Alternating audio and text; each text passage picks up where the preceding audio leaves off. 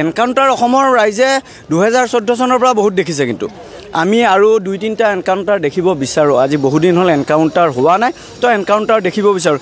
কিন্তু তদন্তৰ আওতাত এনকাউণ্টাৰ হওক, যেন এনেকুৱা নহওক যে কুচিয়া ধৰিব যাওঁতে ৰৌ বৰালি পলাব, কুচিয়াক মাৰি দিব আৰু ৰৌ বৰালি সাৰি যাব, এইটোও হ'ব নালাগে। এনকাউণ্টাৰ হ'লে একদম তদন্তৰ শেষ পৰ্যায় ডিপ পৰ্যায়লৈ গুচি যাওক আৰক্ষী, তাৰ পাছতহে ওলাওক কথাবিলাক।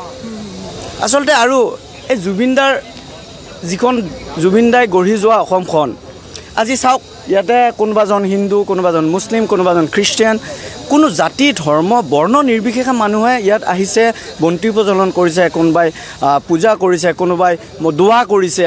আমি বহুদিন ধৰি দেখা পাইছোঁ কোৰাণ পঢ়ি আছে, যিটো বস্তু ইছলাম ধৰ্মত সম্পূৰ্ণ হাৰাম, তাৰপিছতো কৰিছে। তাৰ কাৰণটো কি? মৰম, মানুহৰ আৱেগ অনুভূতি।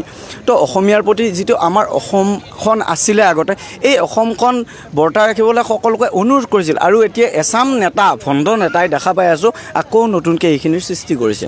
তেওঁলোকে আচলতে কি কৰিব বিচাৰিছে? আৰু এতিয়া আহিছে আকৌ নতুনকৈ বাংলাদেশীৰ প্ৰসংগ।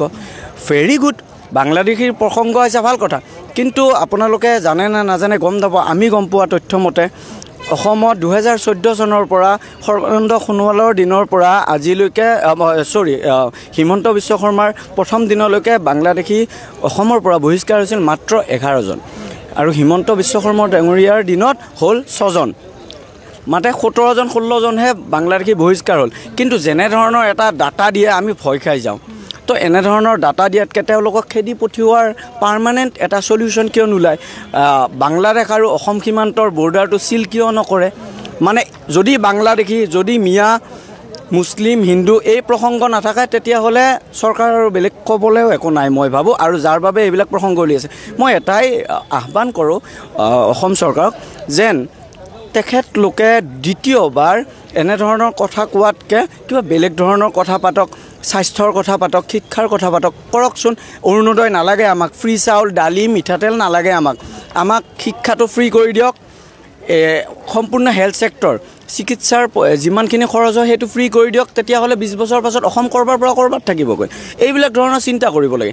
এতিয়া আমি ক'ত চিন্তা কৰি আছোঁ? মিঠাতেল দিছোঁ, দাইল দিছোঁ, আলু দিছোঁ, আৰু কিবা কিবি দি দিয়ক, আৰু আমি কাম কৰিব নালাগে। অসমীয়া জাতিটো কোঙা হ'ব, এনেকৈ ফ্ৰী খাওঁতে কোঙা হ'ব বাকী নাই। মই অকল বিজেপিকে কটাক্ষ কৰা নাই, যি আগতে কংগ্ৰেছেও কৰিছিলে, এতিয়া বিজেপিয়ে কৰি আছে। মানে ঘটনাটো হ'ল এইবিলাকৰ পৰা অকণমান আমি বুজি পাব লাগে, ইছ্যু ড্ৰাইভাৰ্ট কৰাৰ এটা প্ৰক্ৰিয়া, এইবিলাক বেলেগ একো নহয়। এই ইছ্যুখিনি ড্ৰাইভাৰ্ট এইকাৰণে কৰিব লাগে, ইলেকশ্যন সমাগত, এতিয়া জুবিনদাৰ ঘটনাটো অকণমান তল পৰিব লাগে, সেইকাৰণে ইটো সিটোক মানে জোকাই আছে। আমি গম পাওঁ, মন্ত্ৰীসকলৰ কথা গম পাওঁ, তেওঁলোকে একেখন থালতে ভাত খাই বাহিৰত আহি ইটো সিটোক গালি পাৰে। আৰু এইবিলাক সৰু ল'ৰা ছোৱালীৰ কামবিলাক কৰা এৰিব লাগে। আজি ইমান মানুহ আছে, চবে মৰমত মিলি আছে, অসমখন এনেকৈ গঢ় ল'ব দিয়ক, আৰু গঢ়ি আছে, গঢ়ি থাকিব দিয়ক। আমাক আৰু দুভাগ নকৰিব, 3 ভাগ নকৰিব। এই জুবিন গাৰ্গ নামৰ গোটেই সত্তাটোক হত্যা কৰা হ'ল, পূৰ্ব পৰিকল্পিত এক ঘটনা বুলিয়ে আমি গম পাইছোঁ। আৰু যথেষ্ট নিউজ মাধ্যমৰ জৰিয়তে এইবিলাক কথা আমি সকলোৱে অসমৰ ৰাইজে গম পাইছোঁ। এতিয়া ঘটনাটো হ'ল ক্ষিপ্ৰতাৰে যিটো তদন্ত হ'ব লাগিছিল, আচলতে ক'ৰবাত নহয় ক'ৰবাত ৰখি গৈছে ঘটনাটো। আৰু আমাৰ মনত এটা বস্তু আমি বুজি নাপাওঁ, বাৰে বাৰে CID SIT যিটো তদন্ত চলি আছে, তাৰে ভিতৰৰ কথাবিলাক বাহিৰলৈ আহে কেনেকৈ? এইটো এটা মনত প্ৰশ্ন হয়। আৰু বিভিন্ন ধৰণৰ এতিয়া অসমৰ ৰাজনৈতিক ধৰণৰ যিবিলাক দল আছে, গোটেই দল কিয় আমি নোৱাৰোঁনে একেখন মজিয়াত গোটেইকেইজন MLA মন্ত্ৰী থিয় হৈ কেনে জুবিনদাৰ ন্যায় বিচাৰিব? আমি লাগি আছোঁ ক'ত কাৰ কাপোৰ খোল খালে, ক'ত কাৰ মুখা খোল খালে, আমাৰ সেইবিলাক একো জানিব দৰকাৰ নাই। শ্যামকানু মহন্তৰ লগত আমি জানো যে পুলিচকে ধৰি উচ্চ পৰ্যায়ৰ আৰক্ষী বিষয়া হওক, ভাল বিজনেছমেন হওক, বা আমাৰ যিসকল শিল্পী আছে, শিল্পীসকলৰ লগত তেওঁৰ এটা আন্তৰিক সম্পৰ্ক এটা আছিল। যদিও আমি গম পোৱা নাছিলোঁ, ভালে সম্পৰ্ক বজাই চলি আছিল।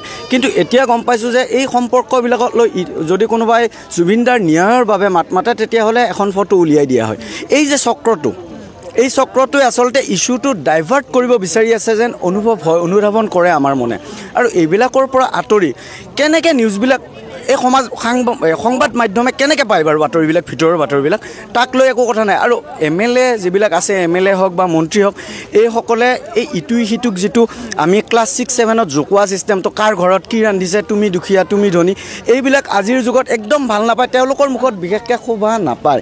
আৰু তেওঁলোক হ'ল জনপ্ৰতিনিধি, তেওঁলোক আমাৰ দৰে সাধাৰণ নহয় তেওঁলোক আমি উচ্চ পৰ্যায়ত এইভাবে ৰাখিছোঁ যে আমাক প্ৰতিনিধিত্ব কৰিব তেওঁলোকে যদি তেওঁলোকে প্ৰতিনিধিত্ব কৰিব নোৱাৰে তেতিয়াহ'লে এই যিখন চকীত বহি আছে এই চকীখনৰ মৰ্যাদা যদি ধৰি ৰাখিব নাজানে তেতিয়াহ'লে অব্যাহতি দিব লাগে গোটেইকেইজনে মই কৈছোঁ আৰু এই তদন্ত প্ৰক্ৰিয়াত যথেষ্ট গাফিলতি হোৱা অনুভৱ হয় কাৰোবাক কেতিয়াবা ধৰিছে কাৰোবাক কেতিয়াবা সুধিছে আকৌ ঘৰলৈ যাব দিছে যদি হয় ভালকৈ কৰিব লাগে